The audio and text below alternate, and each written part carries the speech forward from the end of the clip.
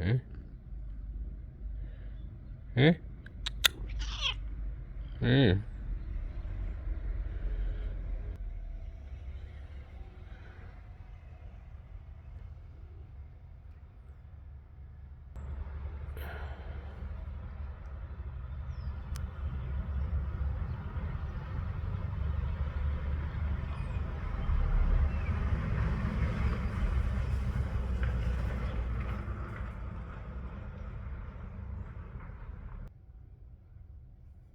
Good morning. I had a dream, and I was gonna write it in my diary, but I didn't. I wanted to talk to the phone instead. I had a real familiarity about it.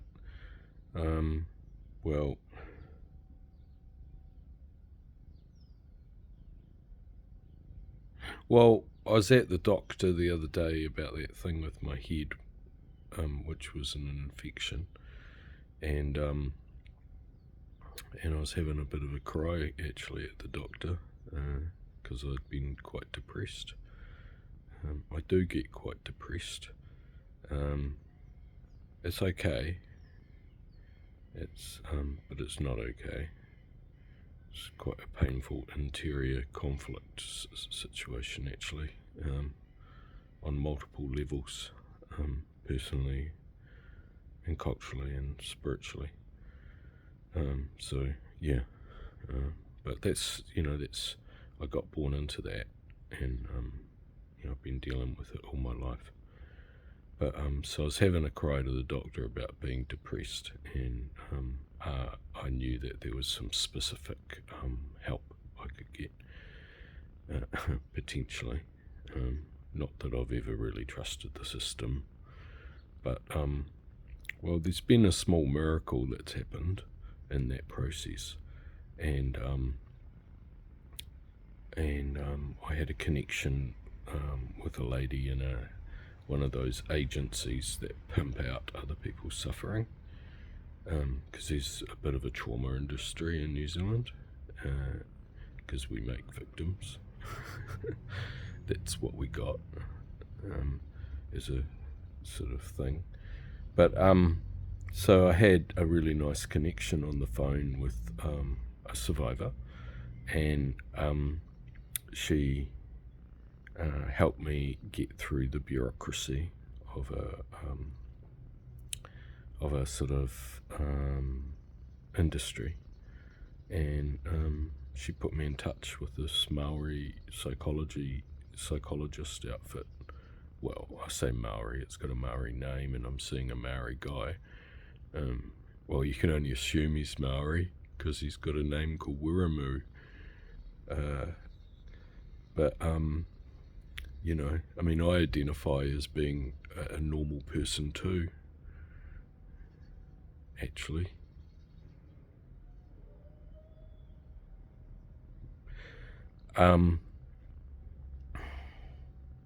Hell, I identify as being a lesbian.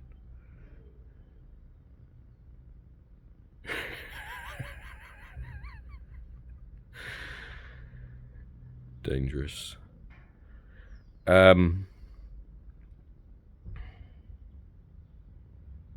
So I'm going to see this fellow whenever they get round to letting me come and have a talk, because that's what we're talking about. We're talking about accessing our wonderful whānau services to have a talk.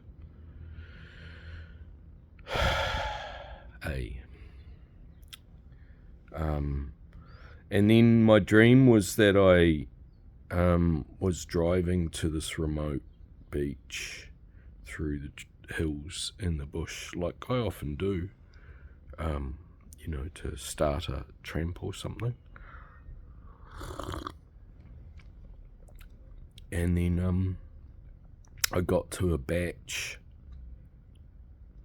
I don't have a batch. I don't know people with batches. I'd quite like to be middle New Zealand and know people with batches. But because batches are now worth $500,000 and more, people like me don't have access to batches. I've had many a well-heeled middle-class person say, just go to the batch.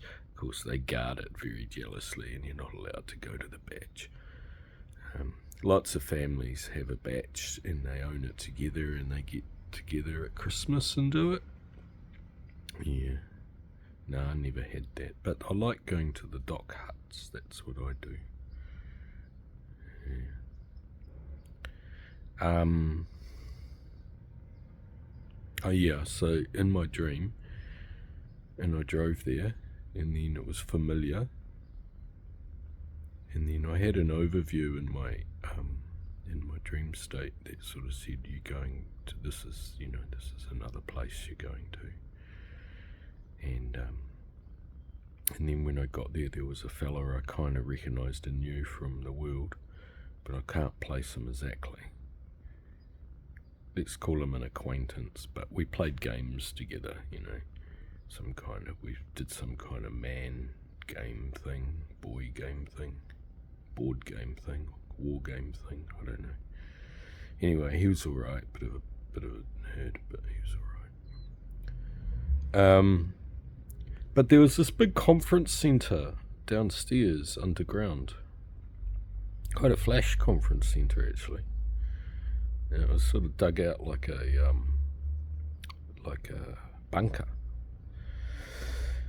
So I go underground, because I had someone to see or something. I don't know, go and see so-and-so,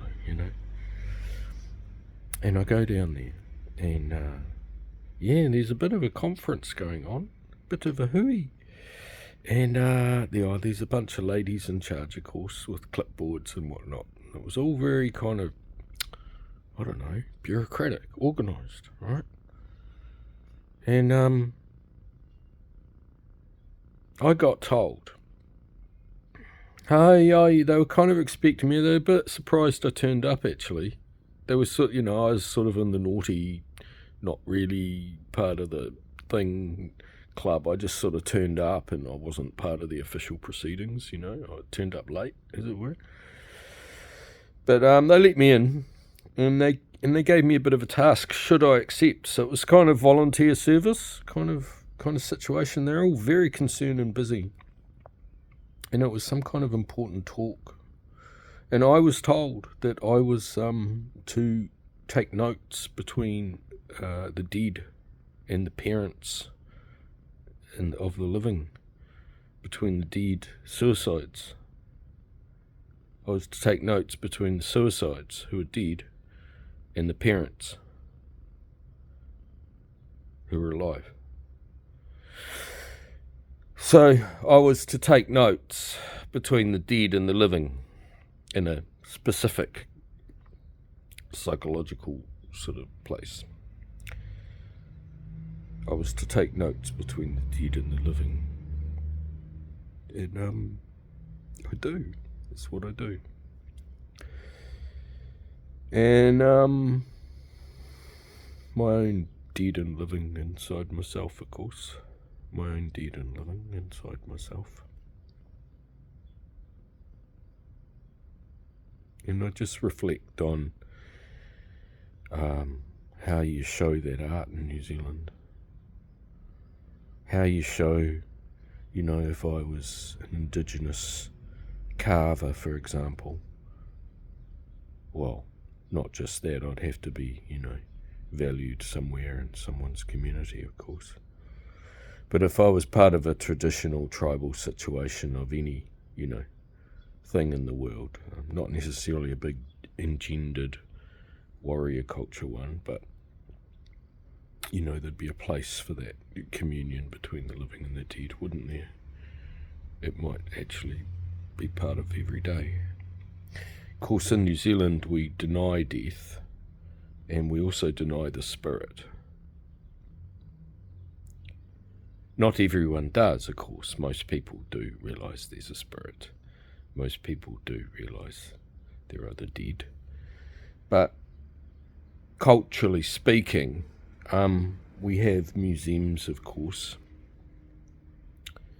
and we have academia, and we have the market.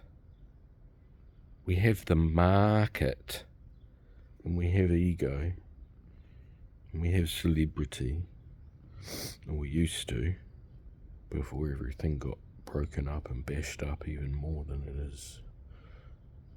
So I think some of that grief that I feel is for a people in a place, belonging, and that the agency,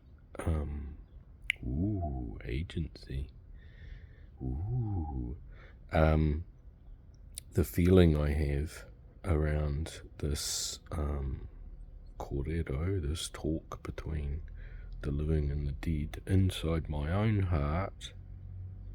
I'm not speaking for anybody else, it's inside my own heart. But I do have the authority to speak from inside my own heart.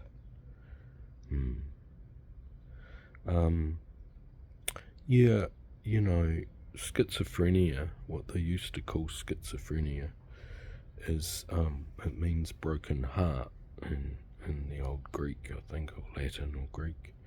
I think it might be Greek. Broken heart. Psyche meaning actually, heart and mind. And I think we might be a bit of a culture with that, actually, because we're getting played, we're getting broken, we're getting manipulated psychologically, economically.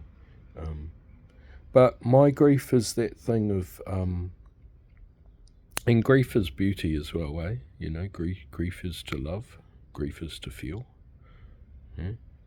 love. My grief is that sort of humanity, that loss of family, and that loss of meaning and place, and living in an alien culture and having to be a prostitute in an alien culture with this sacred job I have,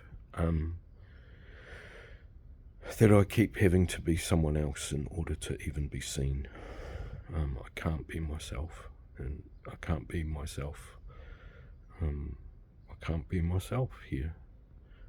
I have tried real hard to be myself as an artist in New Zealand, and I've probably shown more than a lot of artists. I've done real well, but I don't see a culture that would allow me to actually present my material. In fact, my material keeps getting ushered away by people who do things to it without my permission even.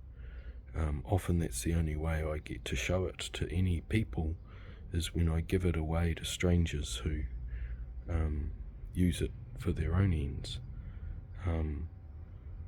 Often artists present with an intent in a space that they can claim as their own.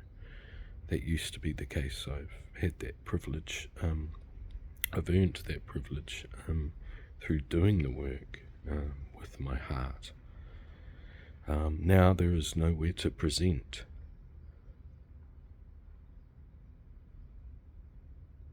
There aren't many artists in New Zealand that do my kind of work. There are many people in New Zealand that feel the things that I feel between the living and the dead. But there's not many places where that hold space for that. And I don't think AI will help, or the curators, the feminist curators, who have their own ideas about what's good about being a human being, serving their interests and their careers.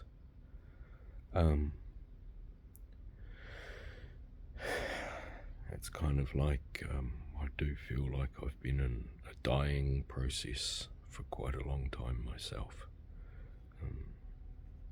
And that's okay. It's okay to get, go through a process of letting go of something. It's okay to not have a people. It's okay to not have a country. It's alright, because there's something else. There's always something else. Just be nice to be on record for what the deeper meaning of the process is, as a reconciliation with the ancestors and what we are and what we've done and what we're doing. I think these things are sacred work.